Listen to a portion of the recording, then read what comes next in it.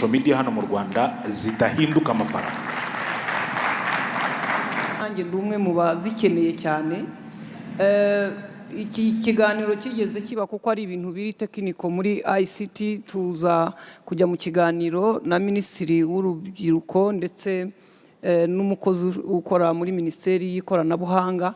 Hari ibyo batubwiraga biri tekiniko, niba Minisitiri yadufasha wenda gusobanura biri tekiniko muri ICT ngira ngo nibyo cyadufasha, ariko kugira ngo zijyemo hari twanasabaga bakatubwira ngo Google ivuga ko itaziduha cyangwa n'abandi, kubera ko mu Rwanda wenda abantu babikoresha ari bake cyangwa ari bake ari benshi cyangwa badakunda kwamamaza, ariko tukavuga ngo leta y'u Rwanda ibidusabiye muri Google bakagira uko bavugana, kuko mu Rwanda dukoresha Google Map.